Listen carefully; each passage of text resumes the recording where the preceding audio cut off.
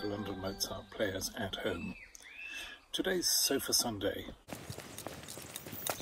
And rather than conduct the interview over the internet, as we have to so often, I'm taking a short stroll through the village, where I have to say we're very lucky to be self-isolating, to the home of Dame Felicity Lott. Good morning, Felicity. It's such a joy to be in your wonderful garden here, even if it's only 100 yards from my own.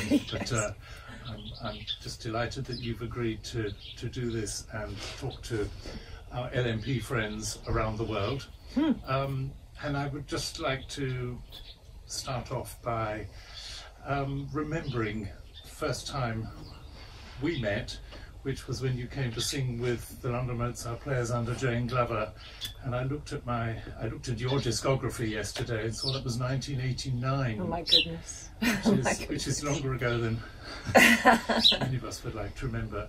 And you came because you were a good friend of Jane Glover. That's right. How did that come about? That I think we might have become aware of each other a little bit before, but we were at Glyndebourne together because Jane conducted the Glyndebourne touring, which is director, I think, of the Glyndebourne touring company at one point, and I started there at Glyndebourne in 1976 for the tour. Did Capriccio on Glyndebourne tour, and then the next year I did the Rake's Progress, and Jane was certainly around then. I can't exactly remember. I'm hopeless. Can't remember anything I've done, let alone when I met who. But we became friends at Glyndebourne, and we had the photographs, rather twee photographs, for the recording that we did with the London Mozart Players. We had taken at Glyndebourne. Oh, really? Curled up together. It was a very, very funny picture, actually. Curled up together, looking rather rather embarrassed on the grass at Glyndebourne. Lovely. I will dig that photo out and make sure that it appears. And there's one also in the organ room with the lovely Mozart portrait that they have at Glyndebourne. Yes. So we are, of course, just over the hill from Glyndebourne. Yes. Is that one of the reasons you've settled down in this glorious part of Sussex? Yes, certainly. I as I say, I came down in 1976 for the tour. And I don't know, I lived in London. I just got such an amazing feeling of being able to breathe and of a weight being lifted off my shoulders when I drove down and could see the line of the Downs. And it was before the M23 was built, and you know, it was a different route. But you came along down by Plumpton and Hassocks, and you could suddenly see this extraordinary shape. I think that Downs are the most amazing shapes, and the way they fold and the shadows. They look like the Henry Moore sculpture to me. I want to go and run my hand along the top. I can't quite do that. I know exactly what you mean. That's what brought us here too. Is it really? Yes. Yes. And so how many years did you commute before you decided that actually it's a good place to live? I bought a little house in Lewes in 1980. Right. So when I began earning some money and could. Yes. I mean, it's quite a familiar journey for singers and musicians, which is why there's such a cluster around Lewes. Yes. You get half the London Philharmonic Orchestra down here, and lots of singers, which has the advantage of making this area such a wonderfully rich artistic hub the rest of the year as well. Yes, yes. Well, you're doing great things to encourage music in this area now. It's wonderful. We're doing what we can. So your first role in Glyndebourne was in Capriccio, you said? That was for the tour, Glyndebourne tour. Yes. But and then you very soon started singing the big Mozart roles there. Was it the Figaro? In Figaro, yes. Yes, the Figaro Countess that was in 1981. So the year in 1980, I sang Octavian in Der Rosenkavalier. I worked such a lot with John Cox. He was the director for Capriccio. Yeah. And was a wonderful director for everybody, but for me he was terrific because I'm quite shy and gawky and awkward, and he was very encouraging. And it's not a role for being shy and awkward. Octavian is certainly not, no. No, I hadn't a clue how to move as a man. I mean, well, I sort of drift about. There's a video of the, or DVD I suppose, of the Rake's Progress that we did in 79, we recorded that, 1979, and I'm singing, I go to him, and it's full of, you know, and I'm sort of drifting about the stage, looking as though I don't know which way to go at all, with all this wonderful dynamic music, anyway.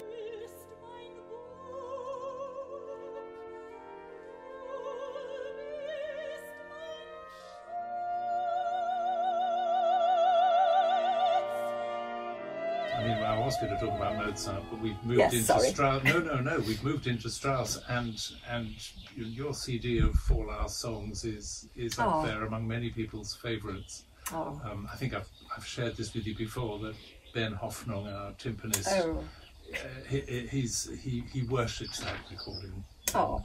Bless him. And we are going to try and get you even to, maybe, I think he's going to try and get you to sing it.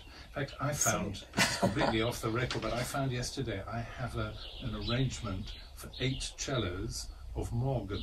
Oh my goodness, how wonderful. And I wondered about recording 7 of them and then bringing it over to you to finish. Would that be completely crazy? It was one of those sort of multi-track. Yeah, I'll talk to you about that. Gosh, wow. I'm a bit I mean, it sounds good on 8 cellos, but it would sound even better with 7 cellos and the real thing. The words are good. The words are good.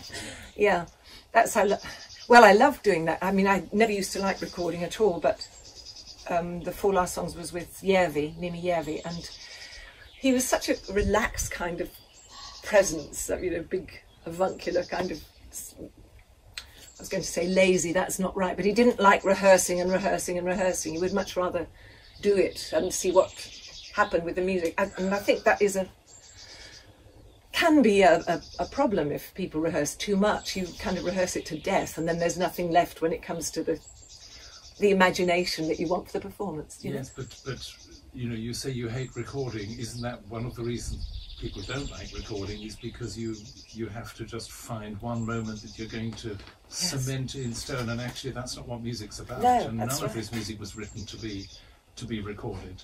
No, it was all written to be performed. And with Järvi we just did everything twice. Yeah. And I recorded lots of. I'll try and get back onto a point, but I go off at a tangent. But we recorded lots of Strauss orchestral songs up in Dundee with the Scottish National Orchestra, right.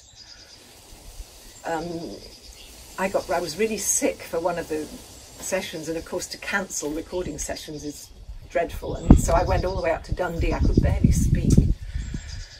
And we were supposed to be recording 9 songs, and anyway, we said, oh, we'll see what happens. And I had the tiniest little field of white, I mean, really a little whisper, and I whispered my way through Vegan Lied and some of the quite famous songs of the orchestra, and they're still out there. It's extraordinary. We did all 9, and then another time I went up, and Järvi said he was going to be recording the sextet from Capriccio. And I said, oh gosh, I'd love to do the last scene one day. And he said, well, if there's time at the end of the session, we'll do it. And of course the orchestra had the music. I didn't. I hadn't done it for 18 months or something, but we did it. And it's got sort of... It's got what it needs, that spontaneity. Yes, it's got spontaneity. Yeah. Which is the hardest thing to find in recording. Because you know that people are going to be able to listen again and again and again, but you want spontaneity, otherwise recordings are just meaningless. Yes, and also with the producers, sometimes I've worked with lots of record producers, and if they start off by saying, well, that's really good, you know, we just need to, you know, tweak a little bit here. But if they say, well, there's a lot that needs doing, your confidence goes plummeting. There's quite a lot of psychology involved in being a record producer. I think so, yes. As you've just demonstrated.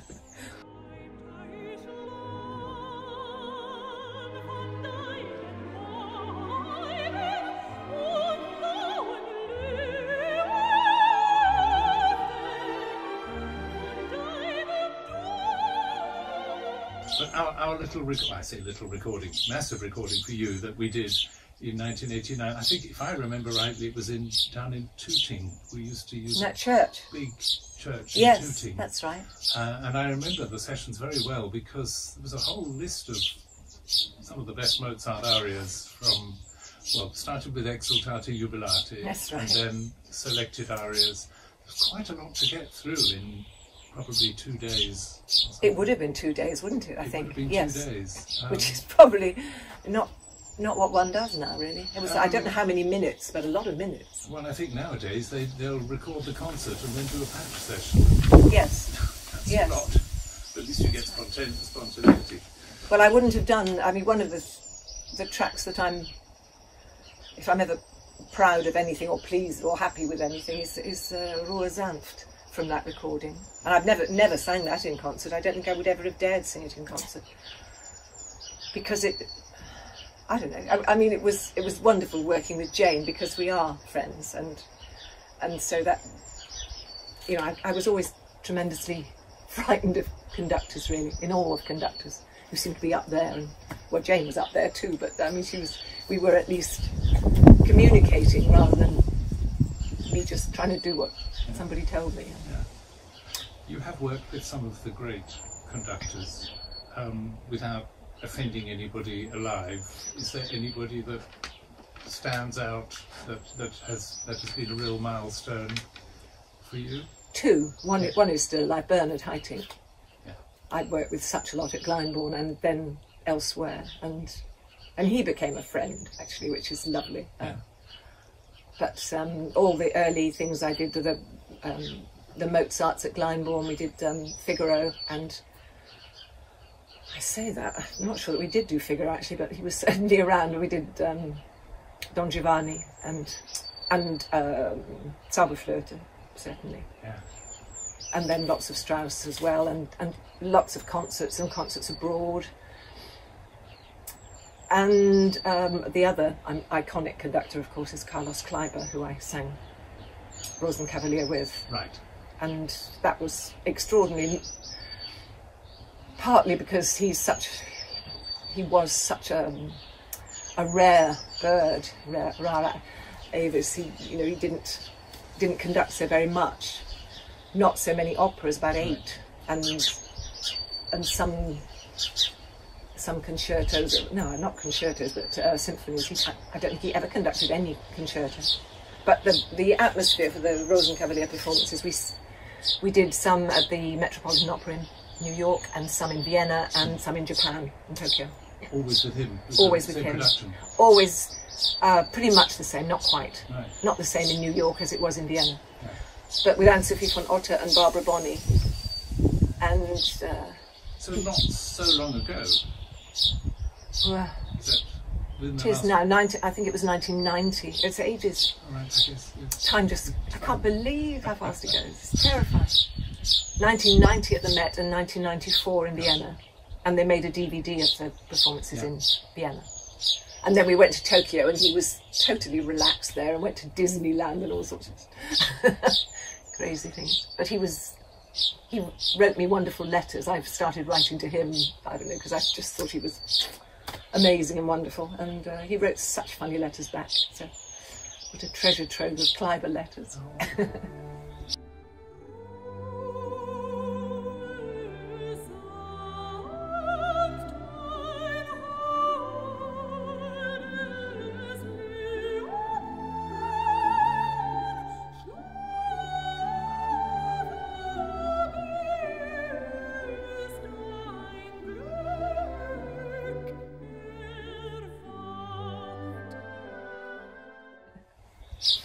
And can I just step right back, and because I know people will wonder, how does one get to where you are, or how does one make a career as a singer in music? So what was your starting point? What turned things around for you?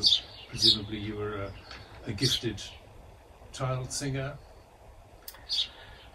Yes, I suppose I was. Had a natural voice, and my mother, who would have loved to have been a singer, found me a very good teacher. But when I was about 12, 13, and this teacher said, it's too early to train your voice, but I'll teach you how to breathe. And so we did lots of breathing exercises, and then I did have another good teacher. I grew up in Cheltenham, where there's the music festival and a competitive festival, so I used to enter for that. But I thought it wasn't there was no chance to be a professional singer. It never occurred to me, really. I wasn't going that way. I loved the French language and I wanted to do French, so I went off to university to read French.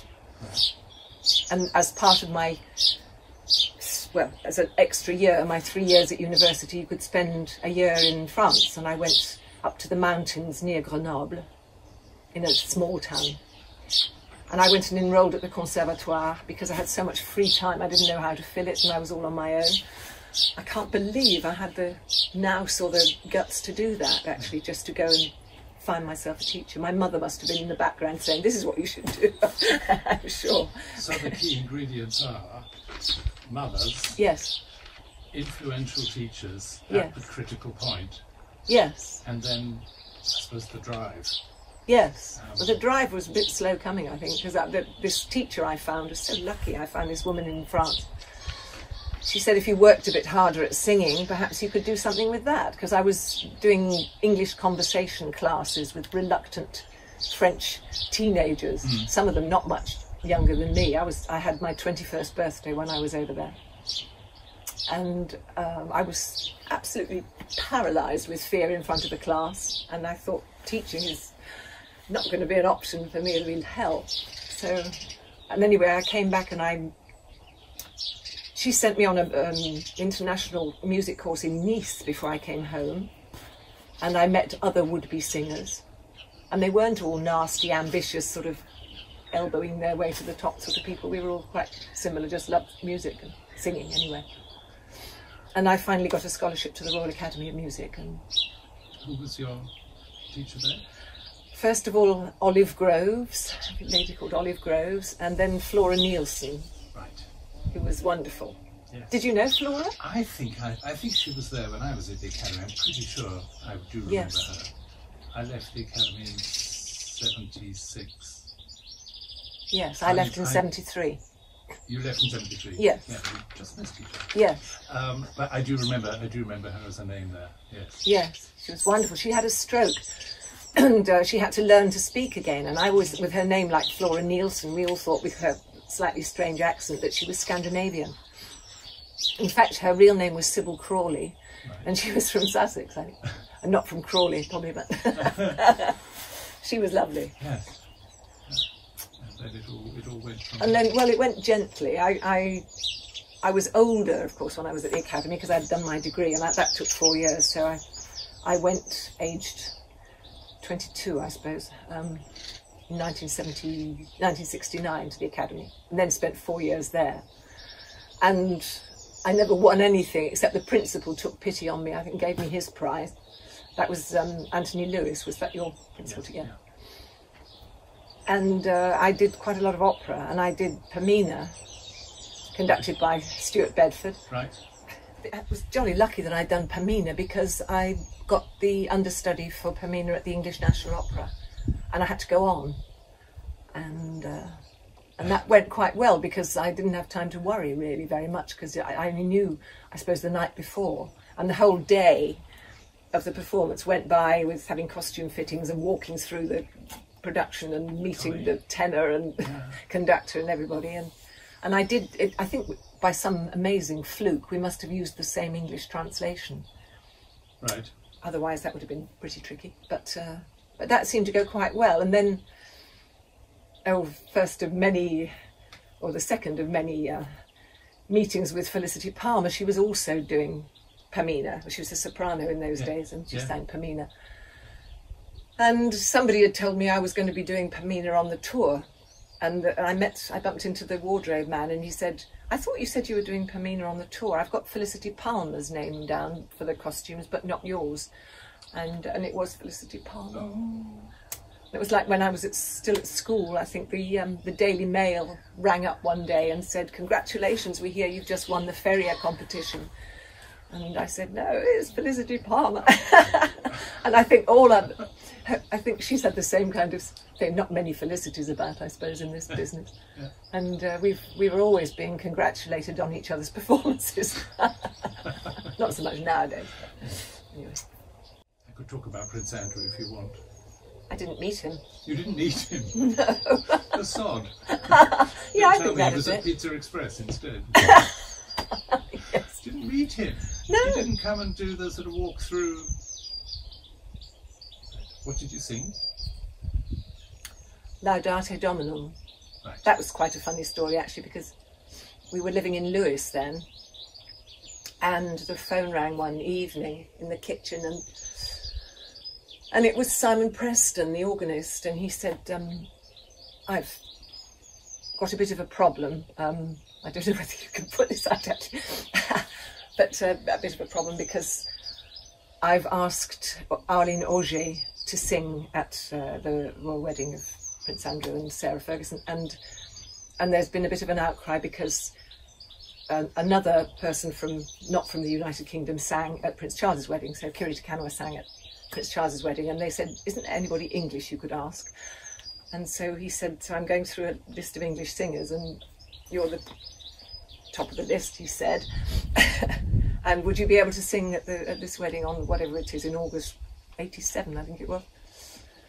And I said, oh, what a shame, no, I won't be able to do that because I'm in the middle of performances of Don Giovanni and I can't do that. And so, never mind, you better go to the next person on the list, I said. And then Gabriel said, who was that? And I said, oh, they were asking me to sing at the royal wedding. And he said, bring him back, of course you can do it. And anyway, I couldn't get through. I rang my agent and I think he went and camped outside Simon Preston's room until he came home. And in fact, I didn't have a performance that day, but I had one the night before. And so I drove up and slept in the Abbey, in Simon's flat or one of the other places in the Abbey. And I thought that would change my life after that. You know, I thought, having been on TV and then, you know, you'd be a sort of household face. And they brought out a video recording pretty much the next day or 2 days later. And I rushed off and bought one and they cut me out. I wasn't in it. No, really? Arlene was doing Exultate Jubilate, which was terrific, and they left my bit out. But I think I was on the BBC one. But it's so funny, really. So I can still go on the bus and the metro, no trouble at all. But you had the more wonderful, well, to me, more wonderful music. Laudate Domine It's beautiful, is isn't one it? of my favourite things to be part of. It's just magical. It really is up there with some of the best. Mozart. Yes. With that wonderful adagio, isn't it? Yes. And the wind interplay at the end. Yes. It's fabulous. Yes. Have we done? I think we have done that together. I think you must have. It might. I wonder if it was on that. Is it on that? I'm not sure. But we will find out. Listen, I've taken up enough of your time. That was lovely. Thank you so much. Pleasure.